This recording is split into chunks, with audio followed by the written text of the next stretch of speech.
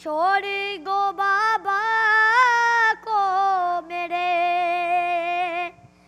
मिन्नते कर की नहीं, छोड़ गो बाबा को मेरे शिमर ने हाथ न रोका, शिमर ने हाथ न रोका, तो सकीगा रोई चाकी की के वो ले आए उसे खैमे में, चाह की के वो ले आए उसे खैमे में। बाप का लाशा न उठा, बाप का लाशा न उठा, को सकीगा रोई और के सर पेरेगा कान में गुर पहने हुए, और के सर पेरेगा कान में गुर पहने हुए। सामने आई जो रमला, सामने आई जो रमला, को सकीगा रोई। मेरे साथ जा दिवोना से ना, मेरे साथ जा दिवोना कैसे गिरी रोई नहीं, मेरे साथ जागवोगा कैसे गिरी रोई नहीं। आके गागी ने उठाया, आके गागी ने उठाया, को सकीगा रोई।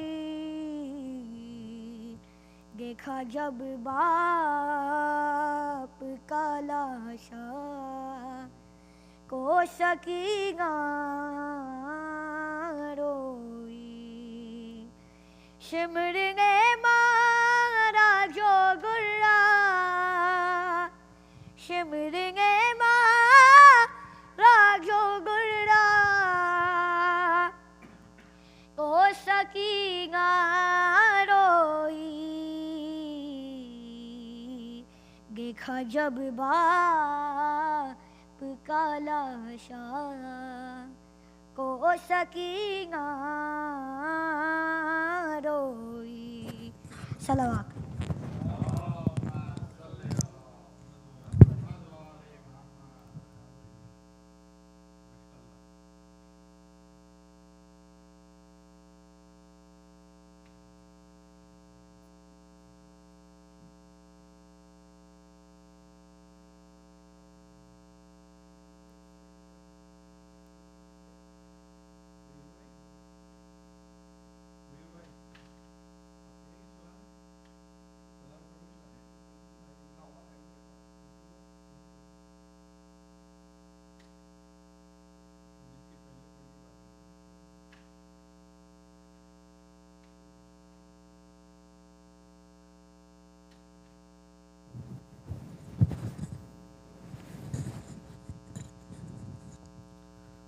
सलावत।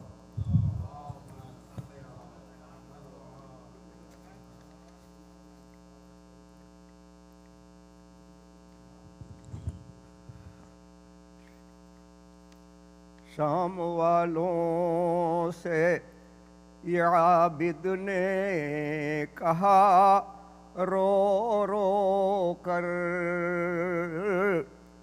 شام والوں سے یہ عابد نے کہا رو رو کر، ایک دیا قبر سکینہ پہ جلا نہ کر، ایک دیا قبر سکینہ پہ جلانا آ کر، ہوگا احسان بہت آپ کا بھائی ہم پر، ہوگا احسان بہت آپ کا بھائی ہم پر، ایک دیا قبر سکینہ پہ جلانا آ کر۔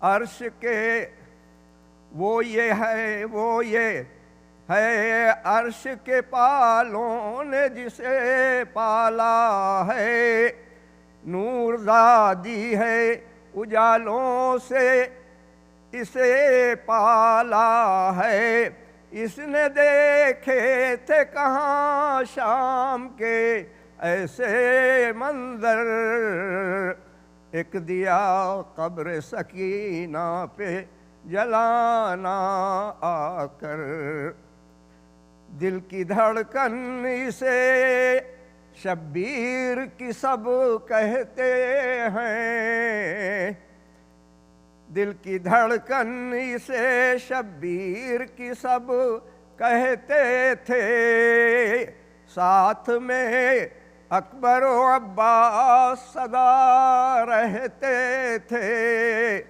اس کے چہرے سے نہ ہٹی تھی کبھی میری نظر، ایک دیا قبر سکینہ پہ جلانا آ کر، شام والوں سے یہ عابد نے کہا رو رو کر، دیکھ کر گھر میں اندھیروں کو یہ گھبراتی تھی، سن کے آہٹ یہ ہواؤں کی بھی ڈر جاتی تھی، آج تک یہ نہ رہی تھی کبھی تنہا گھر پر، ایک دیا قبر سکینہ پہ جلانا آ کر، کون سا پیار تھا جو اس نے نہ پایا بھائی، اس کو حوروں نے بھی گودی میں کھلایا بھائی، پیار سے اس کو سبھی کہتے تھے جانے مادر، ایک دیا قبر سکینہ پہ جلانا آ کر، پھول کی طرح ہمیشہ ہی رہی ہاتھوں میں، 10 محرم سے نہیں سوئی تھی یہ راتوں میں، سو بھی جاتی تھی تو اٹھ جاتی تھی ڈر کر اکثر، ایک دیا قبر سکینہ پہ جلانا آ کر، یہ کبھی سوئی نہیں باپ کے سینے کے سوا، یہ کبھی سوئی نہیں باپ کے سینے کے سوا، دن میں ہر وقت لیے رہتے تھے گودی میں چچا، پڑھتی تھی ساتھ میں پھپھیوں کے نمازیں اکثر، ایک دیا قبر سکینہ پہ جلانا آ کر، شام والوں سے یہ عابد نے کہا رو رو کر، آؤں گا لوٹ کے روضے کو بنانے کے لیے، دل نہیں چاہتا ہرگز میرا جانے کے لیے، کیا کروں حکم مشیت سے ہوا، کیا کروں حکم مشیت سے ہوں مجبور، مگر ایک دیا قبر سکینہ پہ جلانا آ کر، شام والوں سے یہ عابد نے کہا رو رو کر۔ سر کھلے سارے اسیروں کے برابر ہی رہی، باپ کے سر کو کبھی دیکھتی تھی، مجھ کو کبھی ہاتھ رکھ لیتی تھی اپنے کبھی رخساروں پر، ایک دیا قبر سکینہ پہ جلانا آ کر، شام والوں سے یہ عابد نے کہا رو رو کر۔ صلوات۔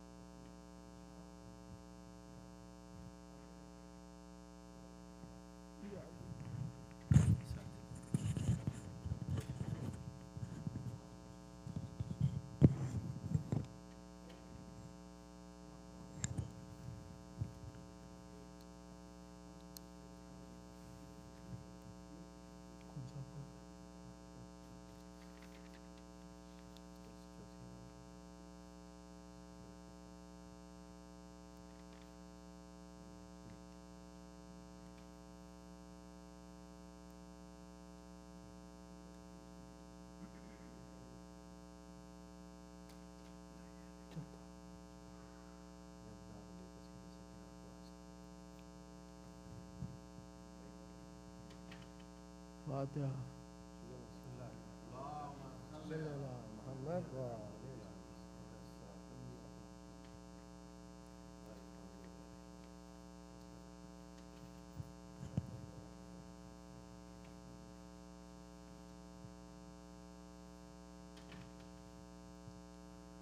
جب داغ بے کسی نہ سکینہ اٹھا سکی، اور درد دل نہ خوف کے مارے سنا سکی، کھائے تماچے شمر کے جب تک کہ کھا سکی، سن کم تھا دکھ بہت تھے نہ برداشت، سن کم تھا دکھ بہت تھے نہ برداشت لا سکی، روئی تو ظالموں نے جفا بے شمار کی، آخر یہ جبر دیکھ کے موت اختیار، آخر یہ جبر دیکھ کے موت اختیار کی، گرا کی تو شمر پکارا خاموش ہو، اور چپ ہوئی تو بے پدری نے کہا کہ رو، گئے شدت آتش سے پکاری کے پانی دو، گئے یاد کر کے رہ گئی بابا کی پیاس، گئے یاد کر کے رہ گئی بابا کی پیاس، سوئی جو آنسو پہنچ کے چشمے پراب سے، ہے حسین کہہ کے پھر اٹھ بیٹھی، ہے حسین کہہ کے پھر اٹھ بیٹھی خواب سے، جب پیاس لگتی رو کے چچا کو پکارتی، دکھتے جو کان شاہ خدا کو پکارتی، آتا نہ جب کوئی تو خدا کو پکارتی، جینے سے تنگ ہو کے خدا کو جینے سے تنگ ہو کے خدا کو پکارتی، کہتی تھی نے چچانا امام امام رہے، رلوانے کو ادھورا ہے رونے کو رلوانے کو ادھورا ہے رونے کو ہم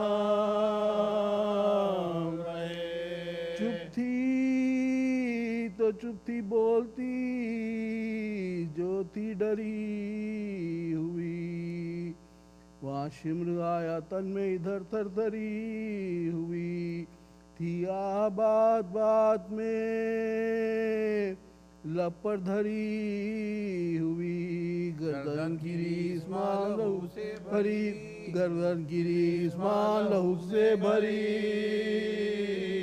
ہوئی، دم رکنے لگتا تھا تو رسن کھول دیتے تھے، باہر جو شمر بولتا تو باندھ لے، باہر جو شمر بولتا تو باندھ لیتے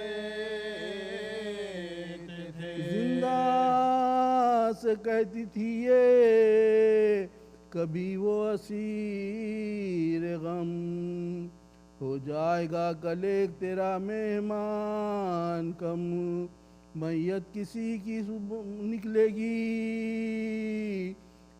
صبح دم، بانوں سے یہ خطاب کبھی تھا بچا، بانوں سے یہ خطاب کبھی تھا بچا، ایک تازہ موت ہوگی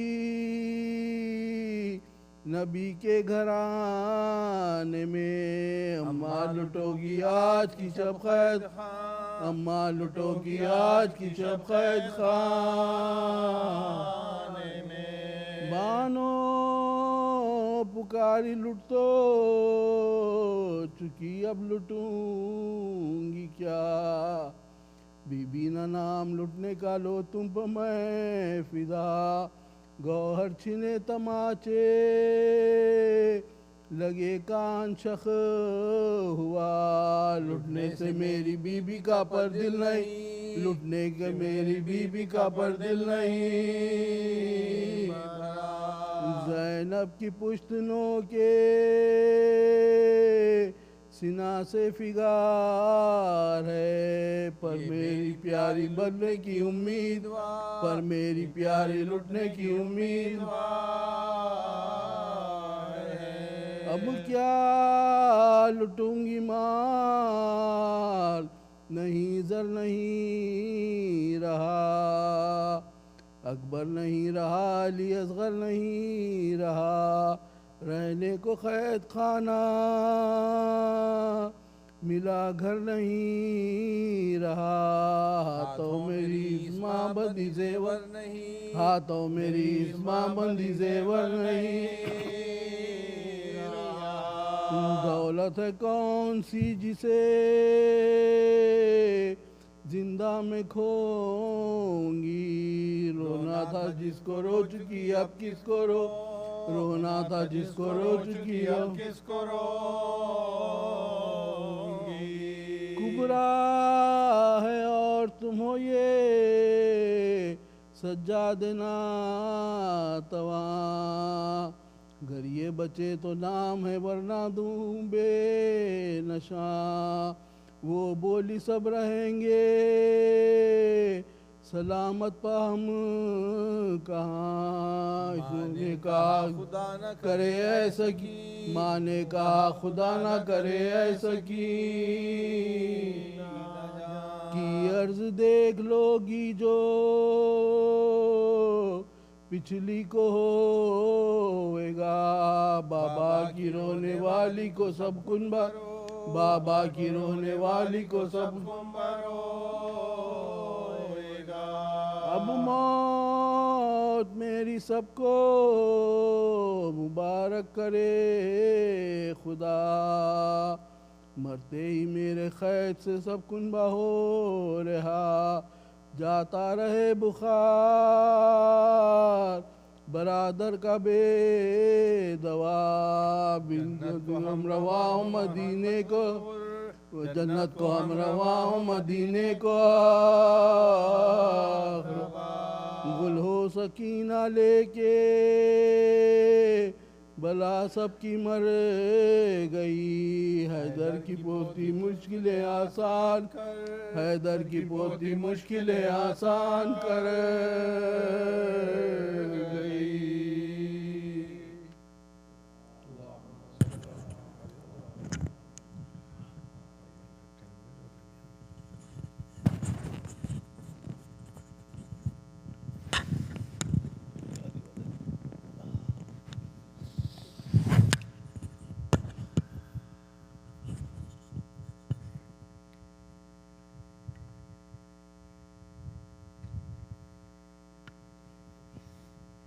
سلام پڑھیے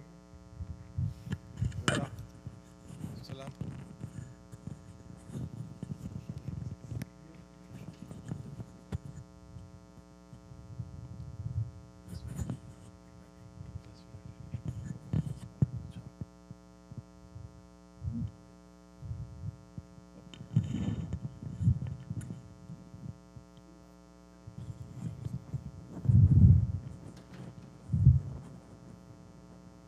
فاتحہ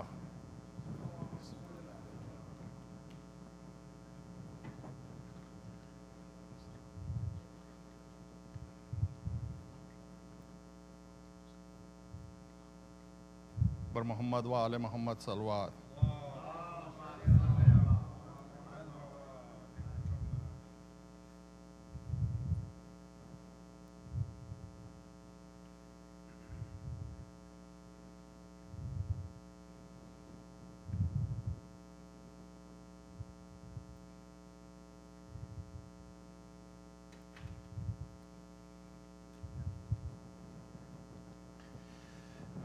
امتحان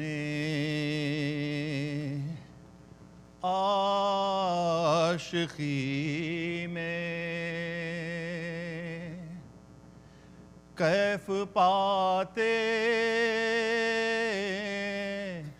ہیں حسین امتحان عاشقی میں کیف پاتے ہیں حسین انتہائی مشکلوں میں مسکراتے ہیں حسین لا فتح الا علی لا سیف الا ذوالفقار لا فتح الا علی لا سیف الا ذوالفقار پڑھتے جاتے ہیں فرشتے بڑھتے جاتے ہیں حسین امتحان عاشقی میں صلوات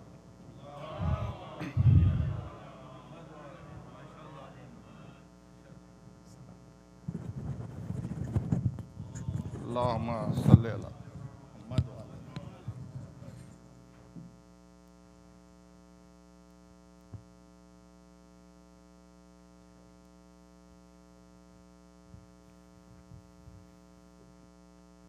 صلوات محمد وآل محمد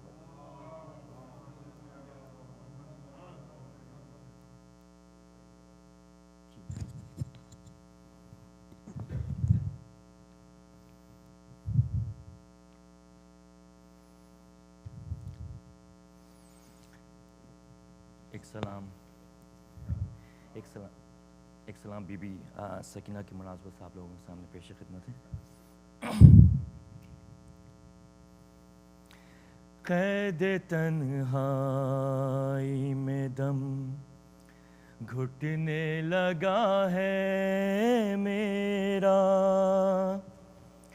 آ کے سینے سے لگاؤ بابا, قید تنہائی میں دم گھٹنے لگا ہے میرا, آ کے سینے سے لگاؤ بابا.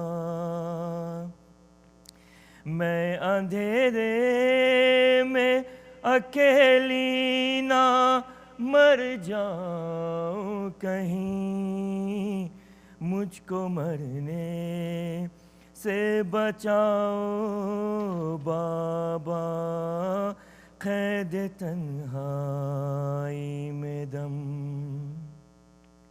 میں تیری یاد میں دن رات یوں تڑپتی ہوں, جیسے پنجرے میں کوئی گھائل پڑا ہو پنچھی.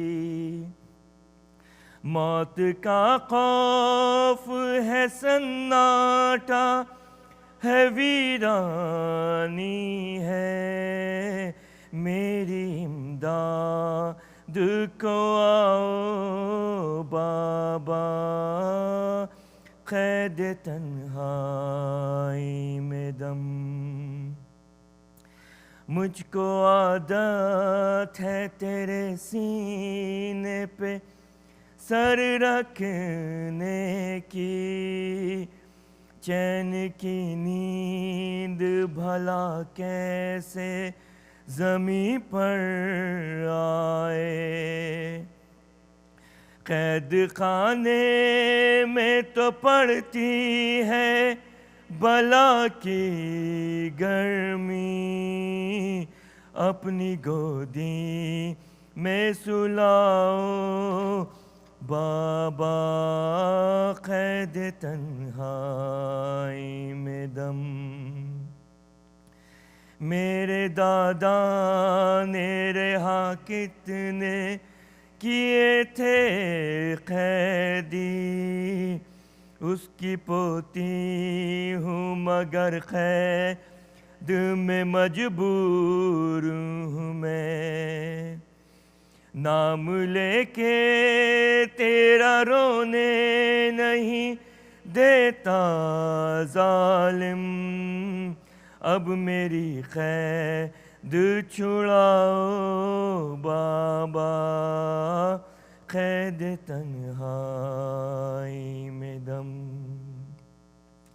پھپھیوں کے بھی بندے ہاتھ پسے گردن ہے, وہ بھلا کیسے میری آنکھ سے آنسو پہنچے. بے سہارا ہوں یتیمی کا کڑا موسم ہے, اپنی صورت تو دکھاؤ بابا, قید تنہائی میں دم. یاد بے شیر کی آتی ہے مجھے شام و سحر, اس کا جلتا ہوا جھولا بھی نظر آتا ہے. مجھ کو مل جاؤ میرے مرنے سے پہلے آ کر, ساتھ اکبر کو بھی لاؤ بابا, قید تنہائی میں دم. نوک نیزہ پہ جو کرتے تھے تلاوت مولا, جانے کیا سوچ کے اختر یہ سکینہ نے کہا، شام کے لوگ ہیں بہرے یہ سمجھ سکتے نہیں، ان کو قرآن نہ سناؤ بابا، قید تنہائی میں دم گھٹنے لگا ہے میرا، آ کے سینے سے لگاؤ بابا۔ سلام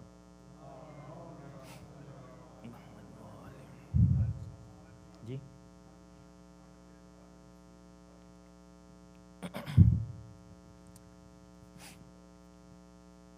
دیگر سلام۔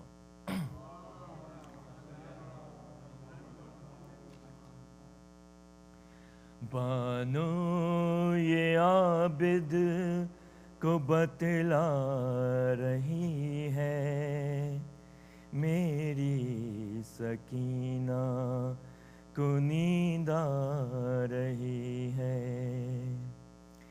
میری سکینہ کو نیند آ رہی ہے،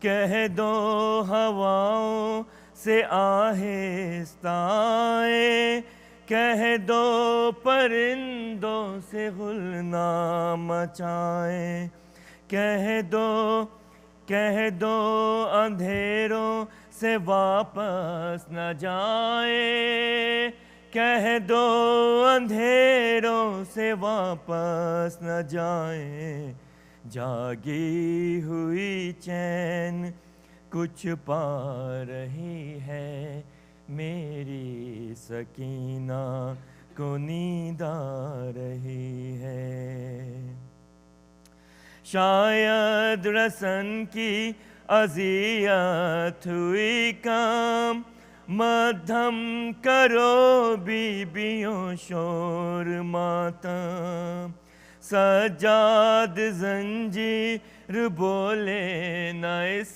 دم، سجاد زنجیر بولے نہ اس دم، شاید غموں کی گھڑی جا رہی ہے، میری سکینہ کو نیند آ رہی ہے،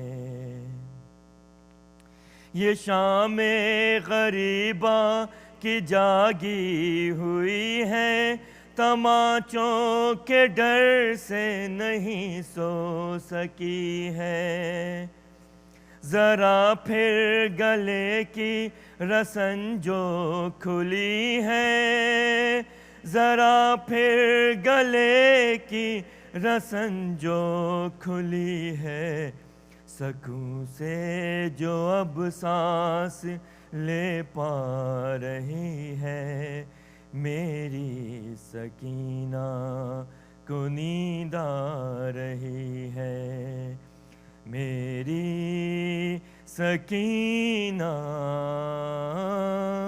کو نیند آ رہی ہے۔ سلام۔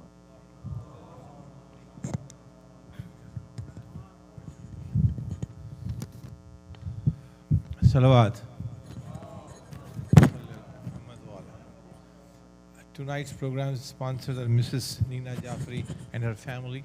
Please, there is a request for a Surah Fatiha for Zafar Abbas Jafri, Mirza Muharram Ali, Sayyida Parveen, Hasnain Akhar, Irshad Begum, and all Mu'mineen and Mu'minat of his marhum from his family. Bismillah.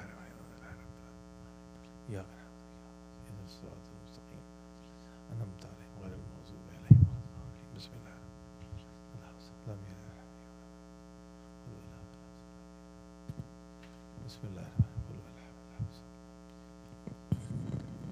Salawat.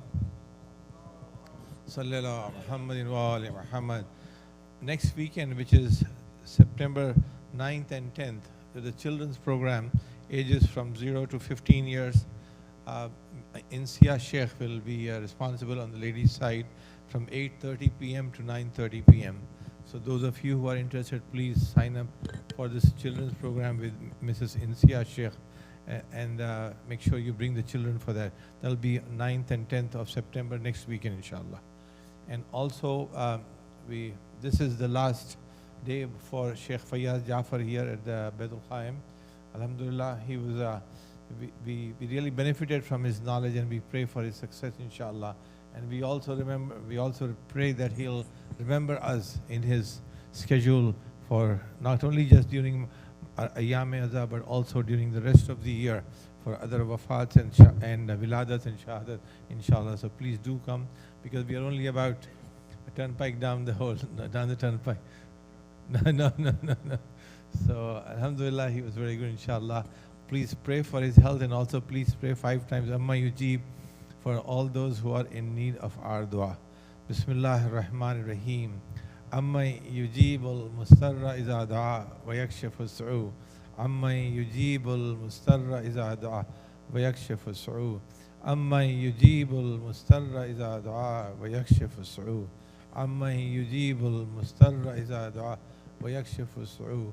عمن يجيب المضطر إذا دعا ويكشف السوء ويجعلكم خلفاء الأرض إلها مع الله قليلا ما تذكرون. صلوات. بسم الله Sheikh. One more loud salawat for the Sheikh, inshallah. Allah sallallahu Muhammad wa alayhi Muhammad.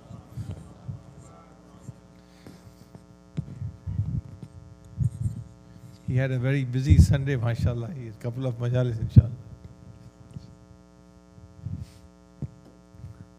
رحم الله من قرأ سورة المباركة الفاتحة.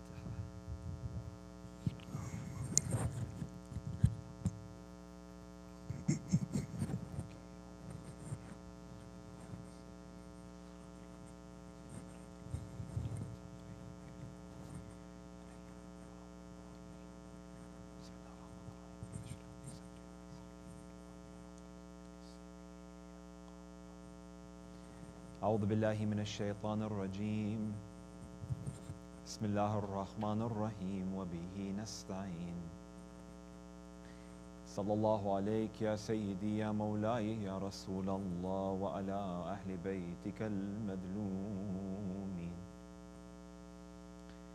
صلى الله عليك يا سيدي يا مولاي وابن مولاي يا أبا عبد الله، يا رحمة الله الواسعة ويا باب نجاة الأمة، يا غريب يا مظلوم يا أتشان كربلاء، ما خاب من تمسك بكم ولا أمن من لجأ إليكم سادتي.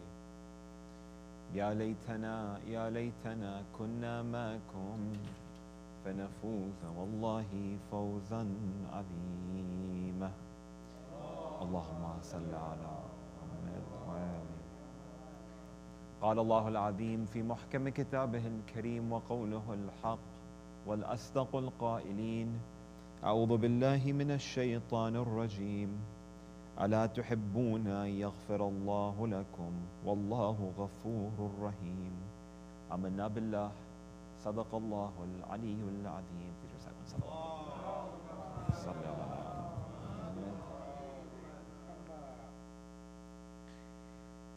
Today we live in a world where we are shackled and bound by so many a poor relationship. And in fact, in the post-pandemic, many sociologists and psychologists would argue that in this part of the world, as well as all across the world, that humanity is in a crisis with regards to how they manage and how they find relationships. During the pandemic, oftentimes we're too much with those members of our family who we are most intimate with. But individuals who are already going through difficulties and hardships during the course of their marriage, during the course of their relationships, it magnified and intensified. And increases in numbers around domestic violence, sexual-based violence, increased tremendously. And on the flip side, because of distance and because of pandemic and a difficulty to travel between location to location for many people, there was also an absence of togetherness in terms of the relationships that were meaningful to other individuals. They were unable to visit their family members, unable to visit their parents, unable to visit their children. And thus, again, this crisis ensued and its manifestations exist till this day and perhaps for very many decades as well.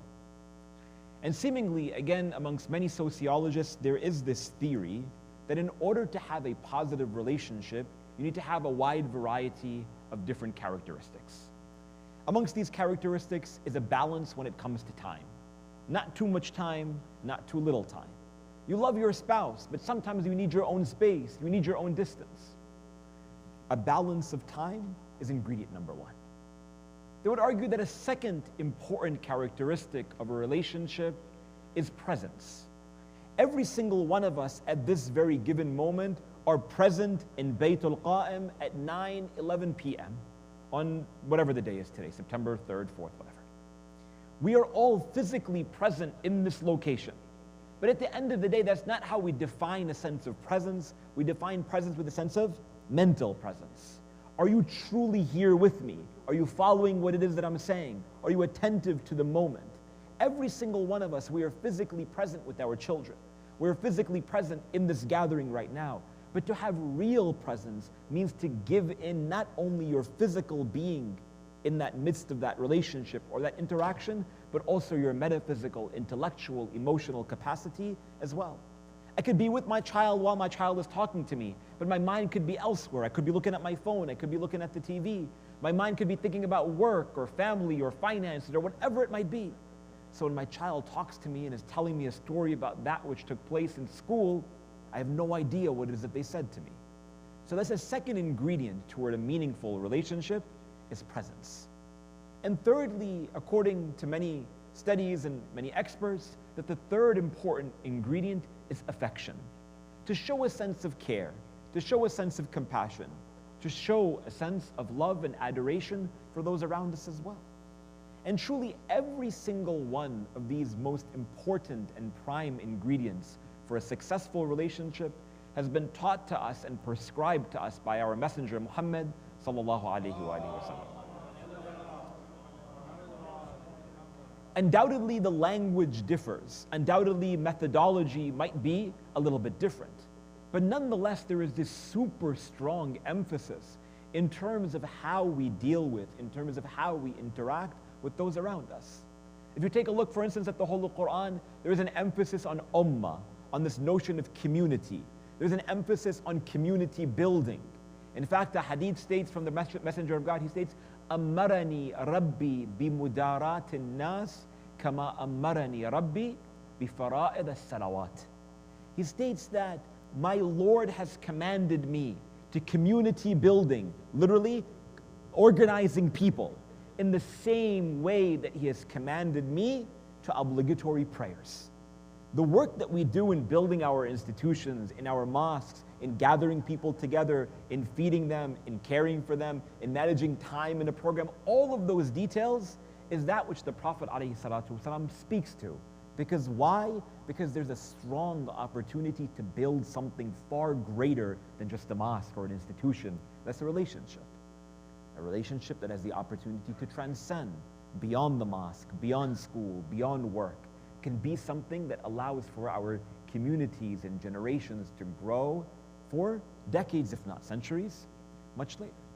So for today's discussion, insha'Allah ta'ala, I want to reflect upon this notion of relationships as taught to us by the Prophet and his family, alayhim salam, in three different dimensions. The first dimension is to reflect upon some contemporary challenges in many of our relationships today. The second dimension, in terms of taking a look at the prophetic ethos in regards to how he sought toward cultivating relationship and community. And thirdly and finally, insight from the Holy Quran and the Prophet and his family, alayhim salam, with regards to how we repair our relationships. So let's go and jump right into dimension number one. What are some challenges today that we encounter when it comes to many of our relationships? If you take a look at so many members in our community, or very well beyond, our obstacles and challenges around matters of communication are incredibly problematic. Let me give you an example. We have a hadith from Imam as-Sadiq alayhi salam in which he states that it is the right of a believing brother upon another believing brother that if they live close to one another, that they should spend time with one another. That at the very least, they should visit one another. And that when they're distant from one another, that they should write letters to each other regularly. Now, we don't write letters in the same way that we did 1400 years ago or in the same way that we did 50 years ago. But at the end of the day, we write emails, text messages, so on and so forth. And that's fine. For the majority of us, our relationships, when it comes to even those who are close to us, are via text, are via email, right? And not to say that that is wrong or that is something bad, but in my work that I do as chaplain at New York University, I sit with young people every single day. And I'd say young people within the age demographic of 18 to 40. And most of them, they reach out to me with regards to obstacles and challenges in their relationships. There are people who in their first year of marriage are ready for divorce in the first several weeks. Why? Because of an inability to communicate with their spouse, with their new partner adequately. What's the obstacle? What's the hurdle? What's the challenge? For our entire life before we got married, we used to just text each other. We used to just email each other. We used to just send emojis. It might sound absolutely absurd and ridiculous, but in reality, that's the way that we talk to members of our family more often than not.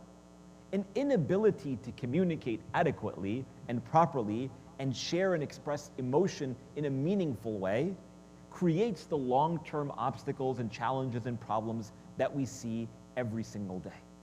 You take a look at the world today and you see an increase in mental health obstacles, in stress, in anxieties, and depressions. And many of you are experts in this field far more than I am. And what is consistently brought up is that there's a failure to find meaningful and positive relationships with other people because we as a human being are created to live with others and to talk to others and to eat with others and to drink with others and to spend time with other people. But so much of our life is behind a screen. So much of our life is looking down instead of looking up. And because of that, it contributes to a whole host of, again, mental health challenges, and at the same time is a detriment to so many of our relationships. In addition to, we live in a culture whereby we are bombarded with images about what success looks like. Success is determined by how much money you have, by what car you drive, by what area you live in, by how big your home is. And again, not to say that any of these things are wrong or that they're not important. Every single one of them are really important. And inshallah, we can all live in the best homes and drive the best cars and make the most money. But at the same time, if we're always comparing ourselves to those next to us, to those on TV, to those on social media, again, the opportunity to grow and find value within your own self is stunted and it's limited. And thereafter, we are unable to cultivate ourselves in the way that Allah subhanahu wa ta'ala has intended for us to get to. So we see that, again, due to a wide variety of different social, communal challenges, we have to be ready to encounter them and endure them and look at them and identify them, but at the same time then take insight and instruction and advices from the Prophet and his family, alayhim salam, with regards to how we should live life thereafter. Sallu ala Muhammad wa ala. And that brings me then to the second dimension of the discussion. What exactly then is the prophetic ethos? How does the Prophet ﷺ teach us with regards to how we should manage and how we should build relationships with one another? There's a really beautiful hadith from the Messenger of God ﷺ, which is mentioned in Kitab al-Khisal of As-Saduq, in which he states, sallallahu alayhi wa alihi wa sallam, لِلْمُسْلِمْ عَلَىٰ أَخِيهِ ثَلَاثُونَ حَقًّا, that a believer has 30 rights on another believer. And the Prophet ﷺ, he goes through in detail one by one with regards to our responsibilities that we should have with those around us. And I'll take a look at a couple of them in just a moment. But amongst the most important one that the Messenger of God mentions, as well as an abundance of ahadith of Ahlul Bayt speak to, is the importance of forgiving others. I know it might sound pretty cheesy, or it might sound cliche, or it might sound basic, and you're like, where's the philosophy, where's the rationale, give us something deeper, but no. At the end of the day, we are a community, we are a people, we're a believer who needs reminders. The Quran, the book of Allah subhanahu wa ta'ala, is known as a dhikr, is known as a reminder. Ahlul Bayt alayhim as-salam are mentioned as Ahlul Dhikr, the people of reminder. And so we need reminders as often as we possibly can in the course of our lives, oftentimes with the most basic of realities or responsibilities. And amongst them is to forgive and to say sorry. There are so many a relationship that are completely destroyed because we fail to say I'm sorry, or we fail to accept the apology of someone else. So many, so many. All it takes is for us to be a little bit more lenient with those around us. And I get it, and I understand that there are some times and some challenges and some hurdles where they're so difficult to repair, and that's the exception. I understand that. But fundamentally, where we can let things go, where we can let things slide, al-mu'minun hayyinun layyinun, like the hadith states, that the believer is the one who is simple, who is lenient, who lets the small things roll off. They're not going to get concerned about the small sort of microaggression that someone threw at them. Let the little things go where you can. Because if we don't, and we're consistently judging others for the fact that they never said sorry to me, or I never accepted their apology, or they never accepted my apology, at the end of the day, there's no opportunity for growth. We are a human being who is fallible. We make mistakes. We wrong one another. And as difficult as it is to just express our sorrow, our grief, our anguish, and say, I'm sorry, it's hard, I get it. But at the end of the day, when we eat up that pride, and when we eat up all of that ego of ours, and just say it and initiate the conversation, again, the opportunity for growth, the opportunity for a meaningful relationship manifests itself that much more uniquely. So going back to this hadith of the Prophet, alayhi salatu wassalam.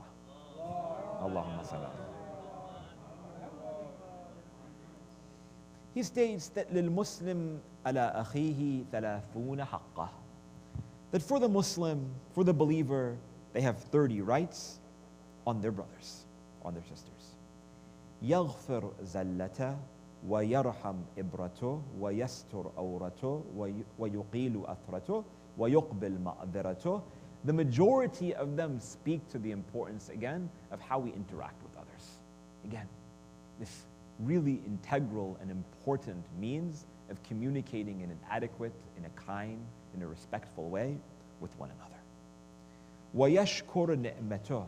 To be thankful when they offer you a blessing. When they offer you something, you say thank you. To, for instance, وَيُلَيِّنْ كَلَامُهُ وَيُطَيِّبُ كَلَامُهُ. That when you speak to them, you use good, beautiful words. You use words of validation. You see someone who's sitting next to you, and they look like they had a really difficult day. Why don't we ask, hey, how did your day go? Again, it might sound so simple and sound so cliche, but at the end of the day, you look at someone and they're going through difficulty, they're going through hardship. All you have to do is ask how they're doing. In fact, it is stated that there was once this man. He said that I came from the outskirts of the holy city of Medina because I wanted to see what all the commotion was with regards to who this man Muhammad was, sallallahu alayhi wa sallam. And I doubted in his mission and I doubted in his prophethood, but I wanted to see for myself. So he said, I left from wherever it is that he lived, and I traveled all the way to the city of Medina, and I saw that it was a time of prayers, and I was waiting outside of the mosque of the Prophet, waiting for him to exit so I can see what all this is about. He said, I saw the messenger of God exit from the mosque with the congregation around him. Everyone wants to see the messenger of God. They want to look at him. They want to shake his hand. They want to get advice. They want to take blessing from him. And he said, I was observing as everyone shook the hand of the Prophet, and the Prophet ﷺ would look them in the eye, and he would smile at them. He would care for them. He would acknowledge them.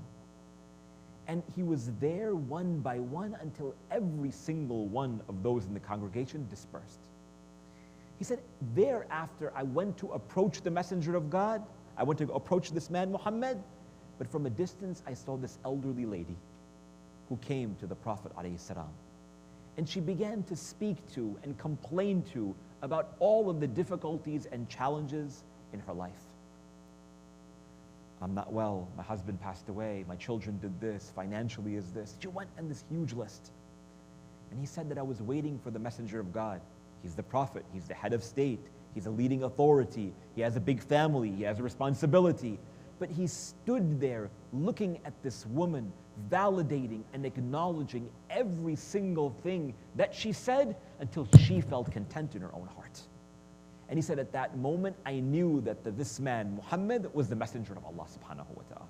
Because not concerned about himself. He could be as the head of state, and all it takes when it again comes toward cultivating a meaningful community and a relationship is to take a look at the incredible nature of the Prophet of God, sallallahu alaihi wasallam, that he was a good listener. He used to listen to those around him. We love a people who talk, who are charismatic. No! The best of examples are that of Rasulullah and Ahlul Bayt.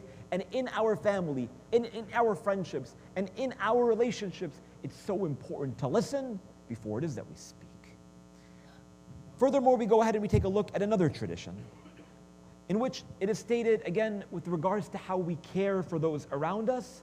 One day, Imam Musa ibn Ja'far al-Kadhim alayhi salam, the Imam salamullah alayhi, he is approached by one of his companions.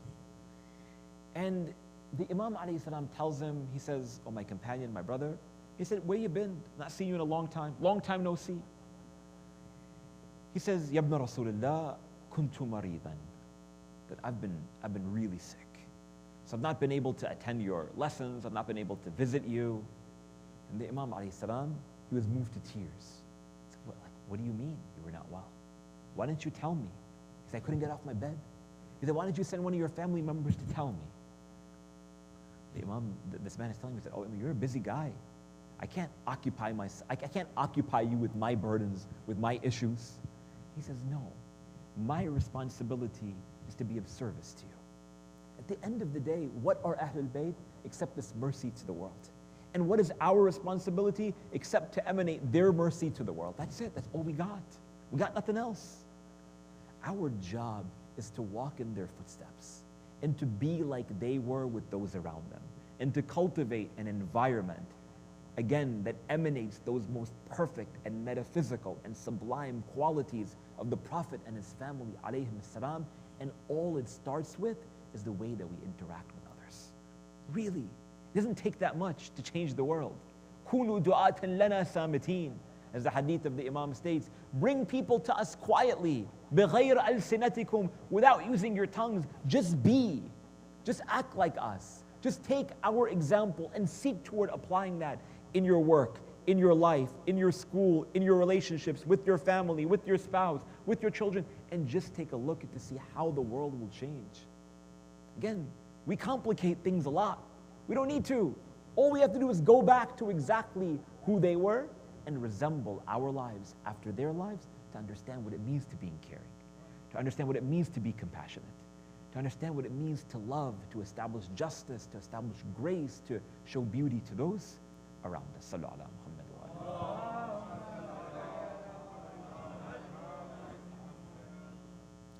And that brings me then to the third dimension of the discussion. How is it then that we repair so many of these broken relationships, or this crisis that we are in today, with regards to the management of our relationships?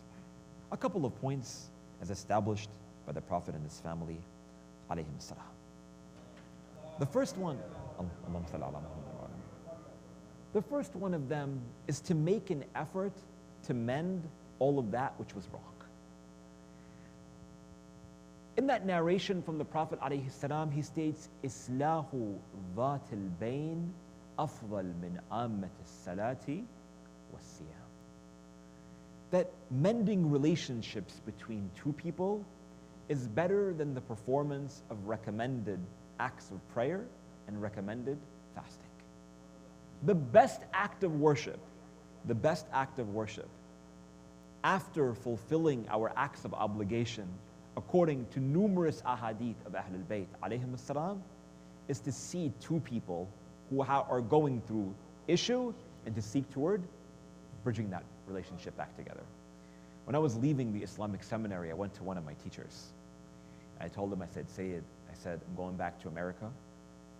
I said, give me some advice. Other than give me some like cool advice, say this prayer, you know, like see the prophet in your dream, say this prayer, you're gonna get like $1 million. That's what I was looking for. He said, my one piece of advice that I have for you is that you etch this hadith in your mind and you apply it every day that you have the opportunity to do it. I said, what hadith is that? He said, this hadith that I just told you. Islahu dhat al-bayn afdal min ammat as-salati was-siyam. If you're going to exert your effort in something, let it be to build bridges between people. Because we could do so much more. We're already a small community. We are this minority of a minority. We are isolated. We are marginalized. We are scattered all across this country. And imagine now if we start to segment one another by means of our little, oftentimes really simplistic issues or trials or challenges that we encounter amongst one another, how are we going to be able to build the institutions that we need to?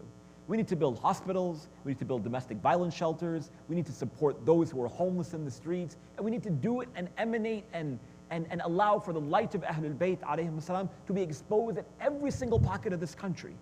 But if we are so dedicated, so many a time, toward not reconciling our affairs with other people, again, we're going to separate our resources and we're not going to be able to do the things that, again, that we have the potential and capacity to do.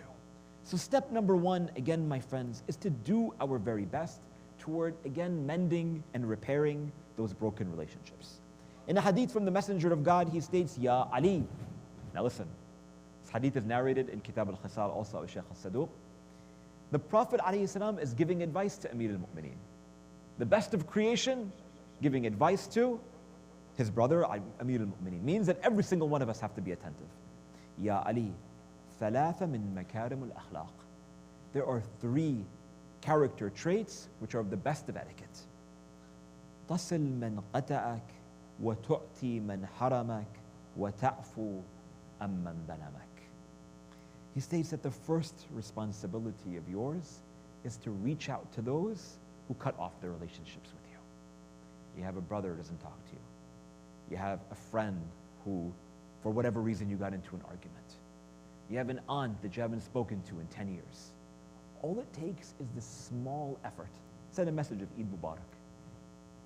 Right, not today, but you know what I'm saying. Call them on their birthday. Birthdays are not haram, by the way. Right? Do something small in order to bridge that gap and to bridge that relationship. He says that the first, most important act of good character that you can perform, al-Ali, is to reach out to those who have cut off their relationship with you. Number 2, ta'ti man haramak. If there's someone who doesn't give to you, you give to them. It doesn't only mean giving. Someone doesn't say salam to you, you go say salam to them. Why do we always have to assume that they have to say salam to us? There's nothing wrong. You make an effort. It's their obligation to respond. Do the little things. Again, they have the opportunity to build into something far greater. وَتَعْفُوا أَمَّنْ ظَلَمَكَ. And to forgive those who have wronged you. Again, sometimes, my friends, sometimes we're not only forgiving for the sake of forgiving.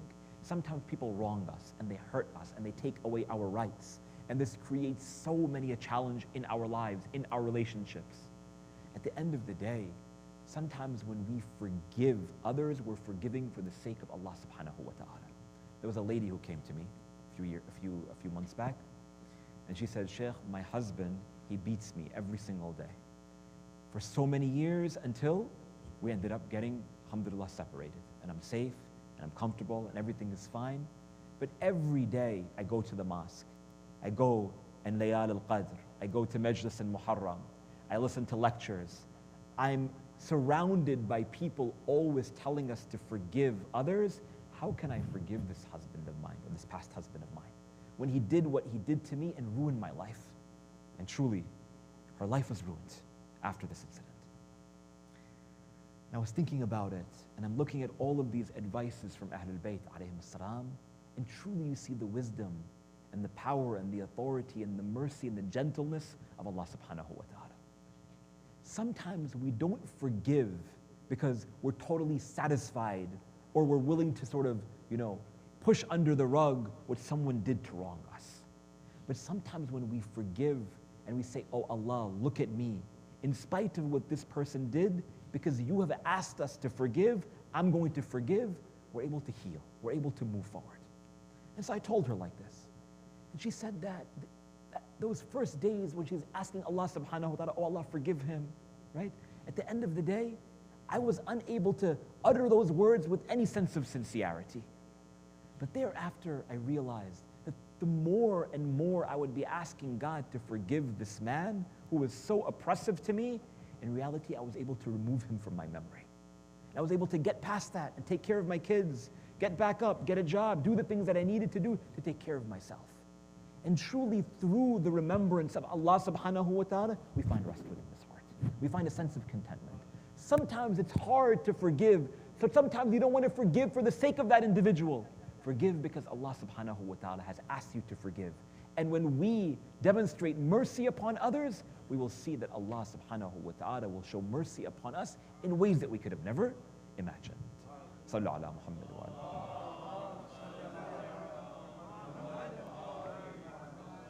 So step number one, in terms of improving our relationships, again, is to fix the broken ones. A second thing that Ahlul Bayt alayhim salatu wasalam advise us is to surround ourselves in positive social circles. Again, something that probably we all know, but nonetheless needs to be reiterated. We need to be around people who validate us. We need to be around people who listen to us. We need to have friends. We need to have good family members. You can't only be around people who always talk about themselves. You also need to be around people who you can share things with. We believe in a system of sort of mentorship, so to say, that even when the companions of Ahlul Bayt, they would come to Imam al-Sadiq, Imam al-Baqir, for instance, and they would ask them, they would ask them questions, for instance, around the ahkam of fasting or of hajj or of wudu or whatever. They wouldn't just come to the Imam alayhi salam and say, oh Imam, I have a question for you. But the Imam alayhi salam would engage them in small talk. Tell them, hey, how are you doing? How's the situation in Kufa? How's your financials? How's your family doing? Sometimes, again, we need that during the course of our life, and to surround ourselves with other individuals who are like-minded.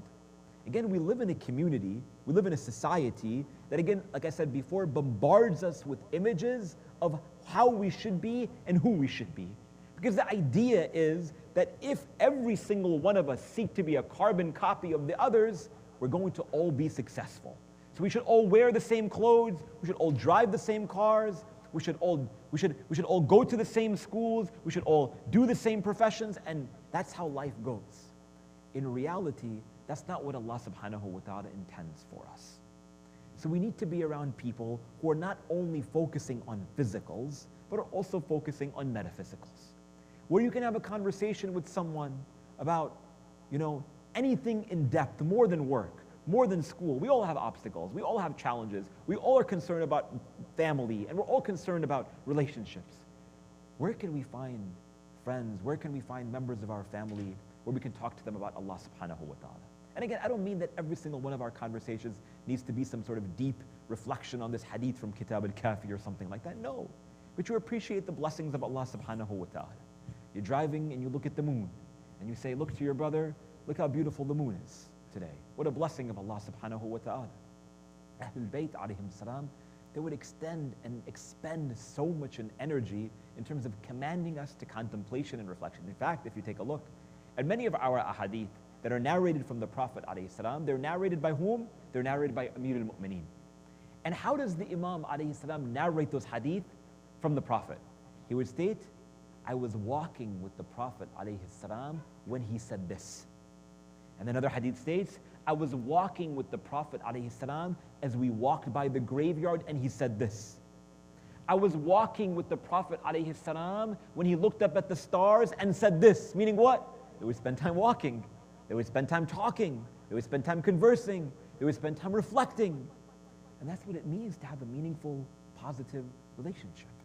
Again, but if all of our most meaningful relationships are behind a screen or on email or on text message, again, it becomes that much more difficult and that much more challenging. And that even includes the way that we engage with our spouses, right?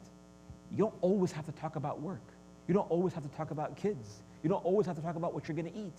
Once in a while, it's important for you to spend meaningful time with your spouse and engage them in conversations with things that are not only attached toward those, again, super important things, but in a way that you can connect on a different level sometimes. Again, it aids and supports these hearts and souls of ours, and is strongly encouraged by Ahlul Bayt, alayhim salam. Allahumma salli ala. A third important step as taught to us by the Prophet and his family, alayhim salam, like I mentioned before, is to have, again, a meaningful presence with those around you. And that sometimes is amongst the most difficult and the most challenging things to do, especially with all of the distractions that we're bounded and shackled by on a day-to-day basis. It's hard to be away from your phone. It's hard to be away from our gadgets. But at the end of the day, those moments, as mentioned within our ahadith, that the one who spends 1 hour with their family, it's equivalent to, for instance, 60 years or 70 years of worship, according to different ahadith. Why? Why such a reward for doing or fulfilling an obligation that is moral, that is ethical, but also religious? Because again, at the end of the day, that 1 hour, again, not when you're watching TV, but when you're conversing, when you're speaking, when you're sharing, when you're interacting in a meaningful sort of 1 hour, has the opportunity to transcend and be the most important moment, not only of the day, but a memory that your children can have for the rest of their lives. All it takes to read a book with them, to talk to them, to converse with them, to ask them how they're doing. Again, to offer them validations. And that, again, doesn't only go for our children. It goes with our spouses, with our parents, with our friends.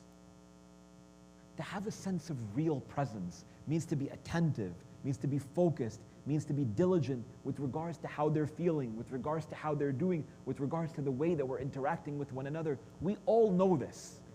When that hadith that states, for instance, that the one who says Salaamu Alaikum, they get whatever, 69 rewards, and the one who responds gets 1 reward, Alaikum Salam. We know this from Sunday school from when we're children. But what's the philosophy? Why? It's because at the end of the day, the messenger of God, the religion of Islam, is trying to encourage us to engage in meaningful conversation with people. And if they're not going to engage it with you, then you engage it with them. You start it. That's what it's all about at the end of the day. And that brings me then to the fourth point. And the fourth point is undoubtedly the most important. And again, we all know it, but it's so hard to practice, to show and to demonstrate expressions of love toward those around us. According to the hadith from the Messenger of God, sallallahu alaihi wasallam, he states, for instance, sallallahu alaihi wasallam, that the one who says, I love you to their spouse, to their wife, قول الرجل لزوجته إني أحبك, that the man who says to his wife, I love you, it never leaves her heart. An encouragement to show affection, an encouragement to show a sense of intimacy to our spouses. To show expressions of love to others in our culture, in our community, for whatever reason, is oftentimes difficult, and that's fine. But we have to be those who diagnose that this is an issue and that this is a problem, but that we need to also get beyond it. When that man, he came to the Messenger of God and he says, Oh Rasulullah, I am proud to say that I have 10 children and I've never kissed one of them once in my life. What does the Prophet ﷺ tell him? You think you're a man? You think you're tough? No. He says, I smell the fragrance of hell coming from you. In fact, then he extends it, and we have numerous in ahadith that state, for instance, that the parent who kisses their child, that Allah subhanahu wa ta'ala raises them 1 rank in paradise for every time that they kiss their child. You know, and it extends. And the hadith that states that every single kiss that you give to your child, Allah subhanahu wa ta'ala will increase you in another rank, and between every rank in paradise, it takes 2 years to travel. So all it takes is for us to show the sense of adoration and love to our children. The same goes with our friends. You have somebody that you care about, tell them you care about them. You have somebody that you love, you tell them that I love you. Again, it's not unique. It shouldn't be something so foreign to us. But all it takes is a little bit of effort. And I swear to you, my friends, I have, again, like I said before, worked with young people every day who tell me that I have all of these accolades and I have all of these credentials and I have, a wonderful job that pays me this salary. I have all of these awards sitting on my wall. I drive the nicest car and everything is great in my life, but none of this matters to me. The moment when I go home and my father pretends like I don't exist, doesn't make a difference to me. Or someone else who told me that I have been awarded with all of these credentials and so on and so forth, none of that mattered because in the last day of the life of my father, he told me that I love you. And he said that to me was the most important moment of my life. The first time he told me. Why can't we be a people who just express a little bit more love? Nothing wrong with that. Everybody talks about love, the whole world. Muslims? No. Love is haram. I don't know where that comes from. Express it, because that's what is demonstrated to us by Ahlul Bayt alayhim salam. I'll conclude with this. Allahumma salli. I'll conclude with this. In these days of the recollection of the tragedy of Aba Abdullah, I love you too. I love everybody. In these days, as we recollect the tragedy of Imam al-Hussein, salamullah alayh, we often, during the early days of Muharram, we mention these anecdotes and stories about the relationship between the Prophet and Imam al-Hussein, salamullah alayh, right? That day when the Imam alayhi salam is riding on the back of the Messenger of God, sallallahu alayhi wa alayh, and that man, he comes to the Messenger of God, he says, "Oh Rasulullah," or he looks toward Imam al-Hussein, who's 3-4 years old, and he says, "Oh Hussein, you're really lucky to be riding on this man." What does the Messenger of God respond? He says, "No, rather this man is lucky to have this rider." Why does he say something like that? Number one, he's trying to demonstrate to that companion of his the station of Abu Abdullah al-Hussein. But in addition to that, who's listening? Hussein is listening. He's young, he's impressionable. That the Messenger of God would walk in the streets of Medina and he would call out, "Ahabba Allah man ahabba Husayna." That Allah loves the one who loves Hussein. He would scream out to the people of Medina, "These two children of mine, Hassan and Hussein, I love them. So you love them as well." Why? Think about it. It's not only the normal affection of a grandfather to their grandchild. And at the same time, it's not only the command of the Messenger of God to those around him, to love these two children, but at the same time, they are amongst those who are exposed to that expression of love of the Messenger of God, sallallahu alaihi wa sallam. Meaning that we have to be a people who show that same sort of love. When Fatima al-Zahra would enter into the room, Rasulullah would stand up and go and kiss her. Why? Why do we have this hadith that tell us this? Because it's the love of a father of a daughter? No. In addition to that, it's mentioned within our hadith not only to demonstrate the unique rank of Sayyidatun Nisa, of course it is, but in addition to that, it's preserved within our tradition to also allow for us to resemble their example with regards to how we show affection to those around us. That's what it's all about. To show a little bit more love, to show a little bit more compassion, to be a little bit more forgiving, to emanating their qualities and their character traits to the best that we possibly can. Which is why on these nights, when we remember those children of Imam al-Hussein alayhi salam, we recognize that unique link that that daughter of Abu Abdullah had with her father Hussein alayhi salam. That on the night of the 11th of Muharram, as the tents were burnt to the ground, and as everything that Ahlul Bayt had experienced on that day, these women and children, Sukaina alayhi salam is sleeping on the chest of her father Abu Abdullah. In what state? The body of Hussein alayhi salam had been trampled by horses. The body of Hussein alayhi salam had been looted of its clothes. The body of Hussein alayhi salam had no head. Yet she was sleeping on the chest of her father. Zainab alayhi salam approaches her, wakes her up, picks her up, and says, "Oh my niece Sukaina, how did you know that that was the body of your father Abu Abdullah?" She says, "Two things, oh my aunt Zainab. Number one, I never slept without sleeping with my father Hussein. and I smelt his fragrance emanating from that body. But I ask you, O Sukaina, in what state was the body of your father, Aba Abdullah? And secondly, she says, because I heard a call coming out from his jugular vein, Shi'ati mahma sharibtum adba ma'in fadkuruni, aw sami'tum bigharibin aw qatilin fandubuni. O my Shia, that whenever you take a sip of water, then remember my thirst. And whenever you hear of any tragedy, then remember my tragedy. I fast forward to those dungeons of Damascus. It is said that on that night she wakes up overwhelmed with grief and overwhelmed with emotion. She is screaming and she is crying. Lady Zainab alayhi salam, Imam Zainul Abidin, they go to her, they try to console her. They ask her, oh, our daughter, is everything okay? How can we help you? She says, I saw in a dream my father Hussein alayhi salam, and I want to see him. I want to hug him. I want to kiss him. Where is my father, Aba Abdullah? It is said that at this moment, the guards that were caring for the family of the Prophet, they go to them and they say, oh, Zain al-Abidin, why is this girl crying too much? We cannot sleep. We cannot manage. What should we do? They responded that our daughter, she is weeping, she is grieving, she is missing her father, Aba Abdullah.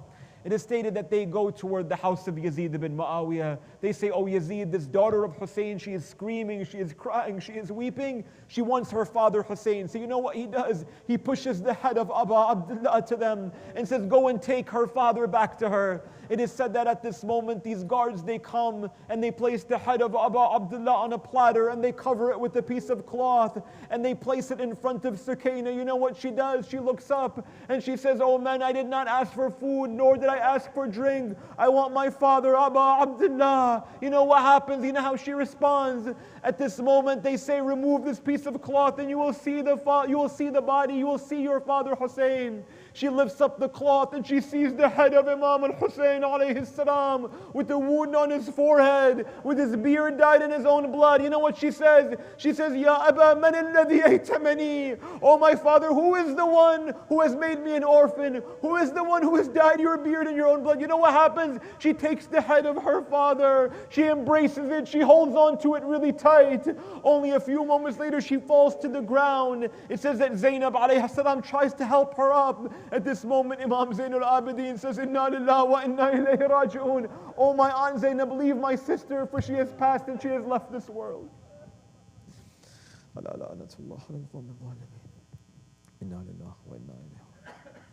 Matam Hussein. Ya Hussein. Ya Hussein. Ya Hussein.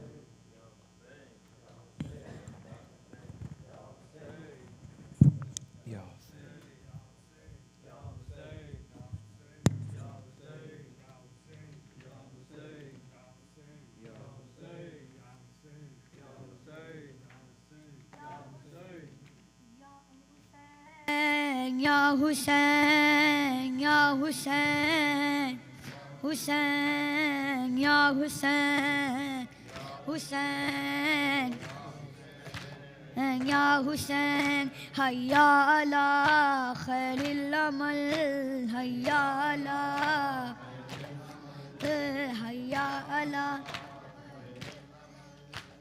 जबरेगा सर से खिंगी मैं सगागे की रही हूँगा आया गाजी जबरेगा सर से खिंगी मैं सगागे की रही तू आले इमरान कहा और सिंगार कहा ले बहन कैद हुई तू न आया गाजी जमरेगा सर से खिंगी मैं सगागे की रही आ गई शाम अलम रुक गए अहले हरम रेत पर जल की हुई हो गया खंडालम पुरसागे के लिए मुझको मिलने के लिए आ गए बाबा अली तू न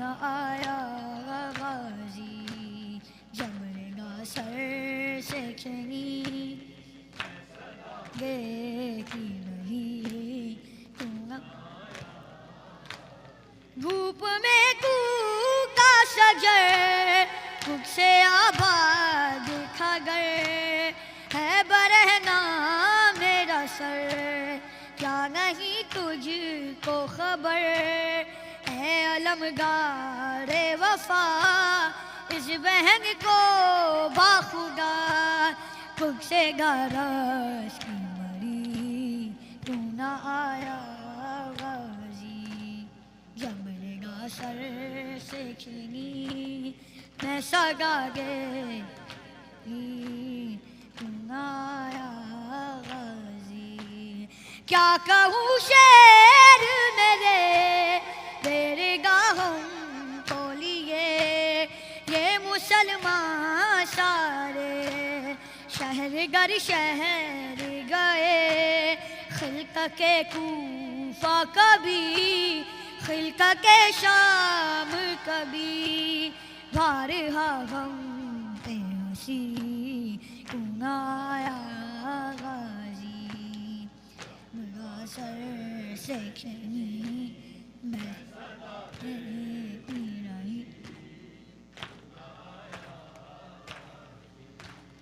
کتنی بے بس کی بہن اے شہنشاہ وفا نام لے لے کے میرا جب یہ ظالم نے کہا ناز کھا جس پہ تجھے اب بلاؤ ناؤ سے اور میں روتی رہی تو نہ آیا غازی سر سے چھنی میں سگا گے کی نہیں ہم کو پانی نہ ملے تیری خوشبو کو رہے تیرے بازو نہ کٹیں چاہے مشکی ذاکش گے یہ مگر ہو نہ سکا تیرے بازو ہے جدا مجھ پہ ہے کش نبی تو نہ آیا غازی میرا سر سے چھنی میں سگا گے کی رہی تو نہ آیا غازی کیا سکینہ سے کہوں اے میرے گل کے سکون ہائے پانی کے لیے میں گیا سب کے رہوں اب کوئی آس نہیں تو میرے پاس نہیں رسی شانوں میں لگی تو نہ آیا غازی جب رگا سر سے چھنی گاگے کی رہی تو نہ آیا غازی جب چلی شہ پہ چھری اے میرے شہر جری ہاک ملکی کی بہن کچھ کا غم دور کری کک گیا شے کا گلا ہائے بھائی نے سگا کچھ کو ہر ضرب پہ گی تو نہ آیا غازی سے چھنی میں سگا گے کی نہیں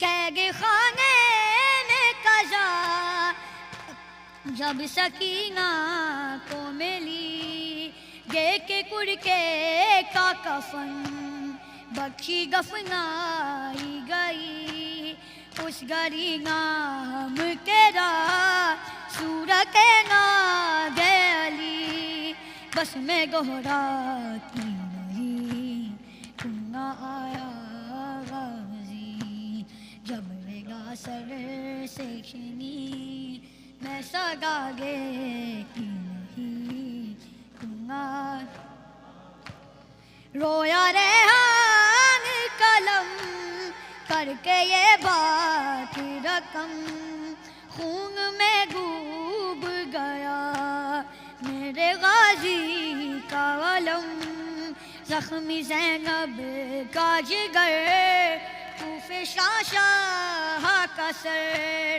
آئے خیموں میں شکی تو نہ آیا غازی جبر کا سر پہ چھنی میں صدا دے کی رہی تو نہ آیا غازی یا حسین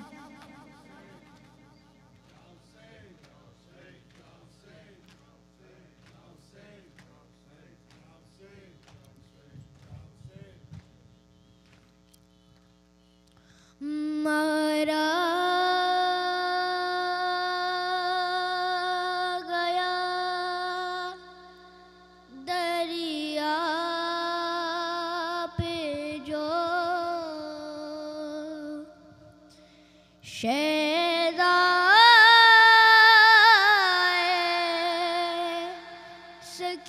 سکینہ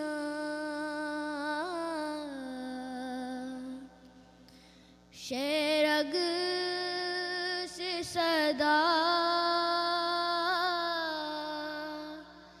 تی رہی ہائے سکینہ ہائے سکینہ ہائے سکینہ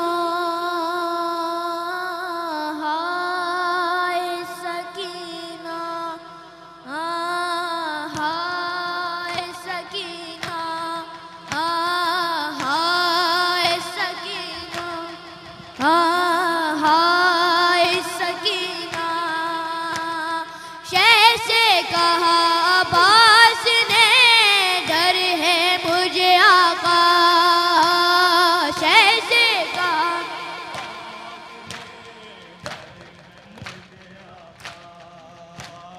شہ سے کہا عباس نے ڈر ہے مجھے آقا دریا میں کئی روز نہ آ جائے سکینہ ہائے سکینہ ہائے سکینہ لاشیں سے صدا آتی تھی ہم ہی نہ پئیں گے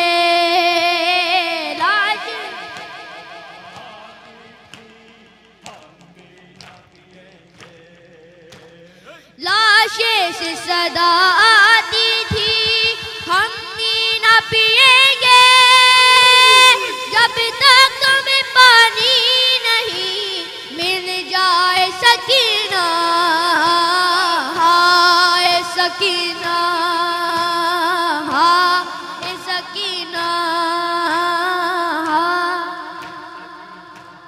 کس طرح سے دکھلاؤں تمہیں شکل دوبارہ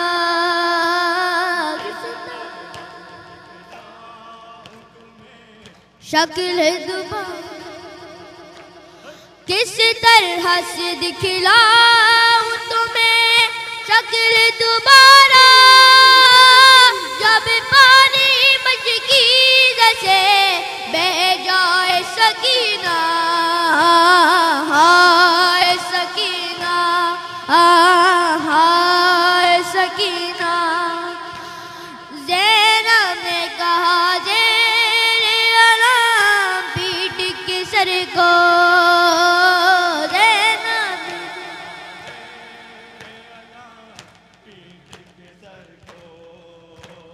زینب نے کہا زیر علم پیٹ کے سر کو ماتم کرو مارا گیا ساقائے سکینہ ہائے سکینہ ہائے سکینہ سب چاہنے والے تو انیس ہو گئے مفتون سب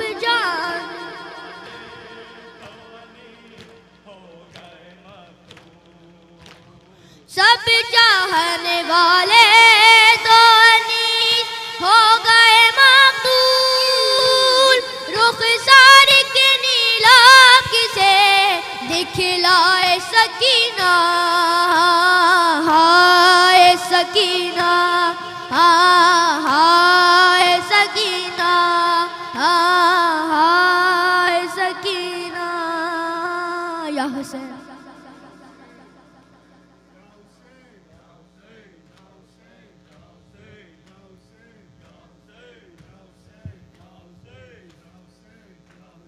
یا حسین،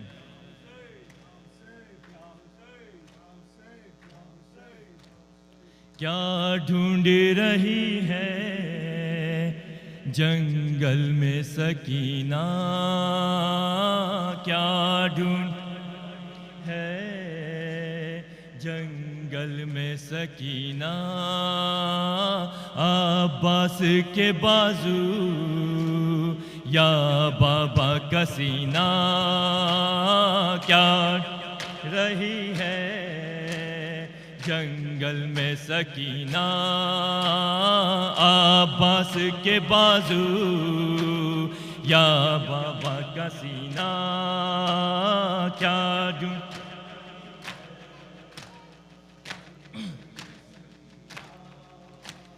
کانوں سے چھنے گوہر اور آگ تھی دامن میں، گھبرائی ہوئی بچی یہ کہتی رہی بن میں، ہے کوئی جو مجھ کو پہنچا دے مدینہ، کیا ڈھونڈ جنگل میں سکینہ، کیا ڈھونڈ رہے سکینہ، رن سے علی اصغر کو لے آؤ میرے بابا، سونا نظر آتا ہے بھائی کیا میرے جھولا، اصغر کے بغیر مجھ کو نہیں جینا، کیا ڈھونڈ جنگل میں سکینہ، کیا ڈھونڈ رہے سکینہ، یہ شام کے زندہ میں دیواروں کو تکتی ہے، کیا سوچ کے یہ جانے دن رات سے سکتی ہے، بچھڑی ہے چچا سے جب سے یہ حزینہ، کیا جنگل میں سکینہ، کیا ڈھونڈ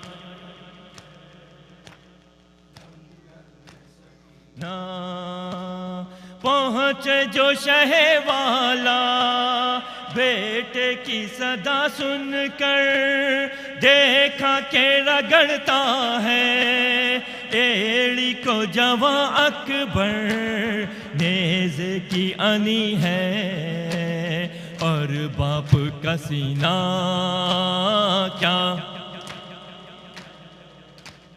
جنگل میں سکینہ، عباس کے بازو یا بابا کا سینہ، کیا ڈھونڈ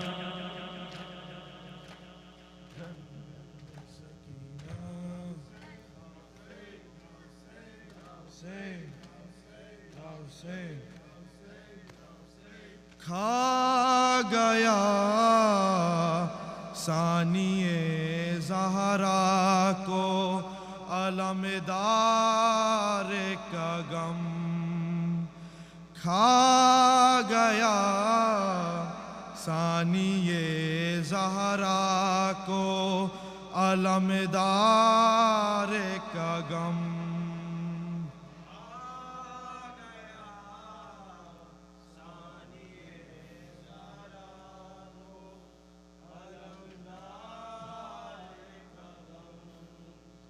کھا گیا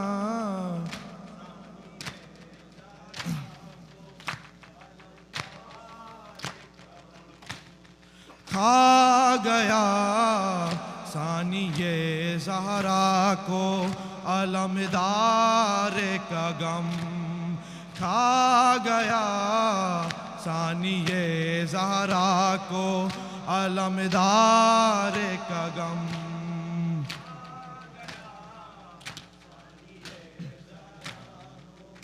علمدار کا غم کھا گیا.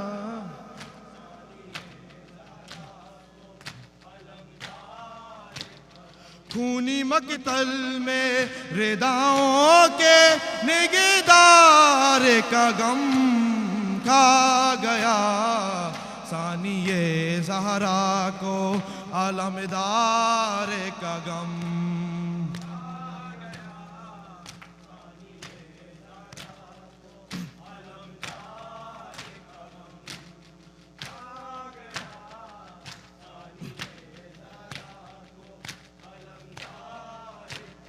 زندہ جب تک کہ وہ رہا دیکھا نہ دکھ ہم نے کوئی، نہ کبھی اپنی رداؤں کی ہمیں فکر ہوئی. اب تو بے پردہ حرم دیکھے یہ بازار کا غم کھا گیا ثانی زہرا کو علمدار کا غم.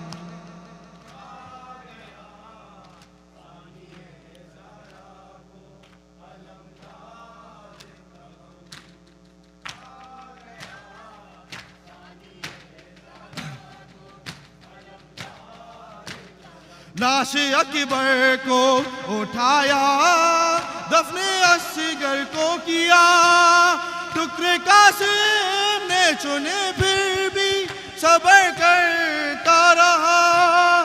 مارے سید کو گیا فوج کے سالار کا غم کھا گیا ثانی زہرا کو علمدار کا غم.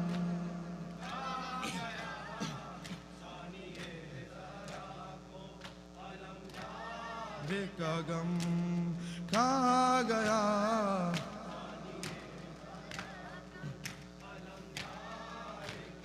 رو کے فضا سے یہ کہتی تھی علی کی بیٹی، میرے قدموں سے نگاہ جس نے اٹھائی نہ کبھی، کیسے بھولیں گی بھلا ایسے حیادار کا غم کھا گیا ثانی زہرا کو علمدار کا غم ہے.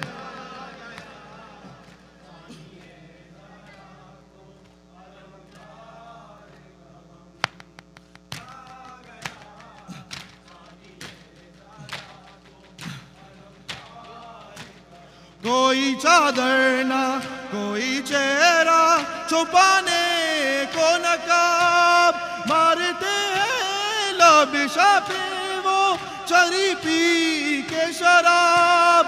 موت سے کم تو نہیں شام کے دربار کا غم کھا گیا ثانی زہرا کو علمدار کا غم. ہاں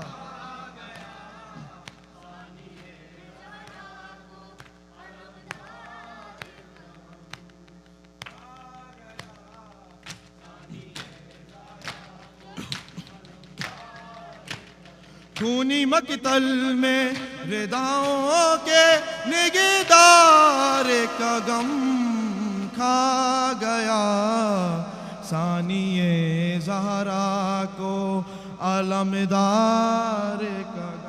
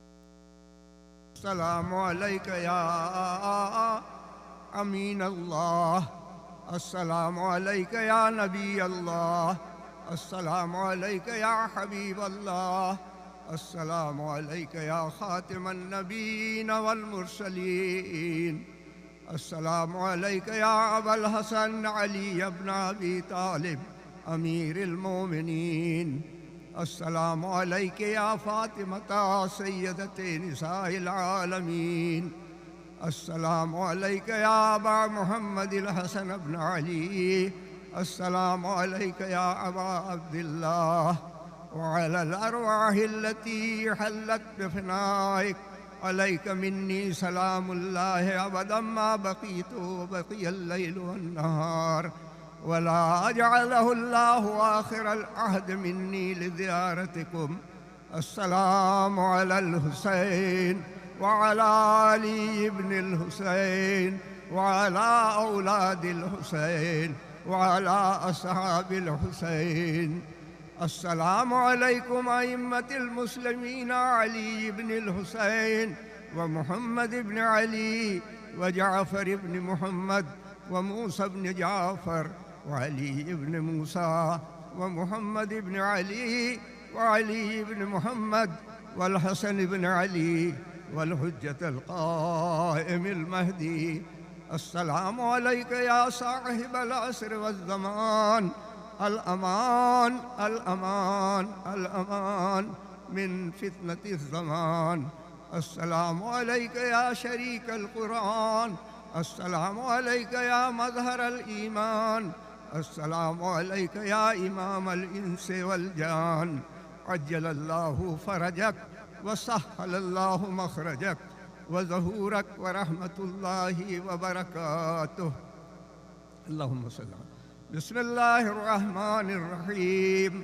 اللهم كن لوليك الحجة ابن الحسن صلواتك عليه وعلى آبائه في هذه الساعة وفي كل ساعة وليا وحافظا وقائدا وناصرا ودليلا وعينا حتى تسكنه أرضك طوعا وتمتعه فيها طويلا برحمتك يا أرحم الراحمين. نعرہ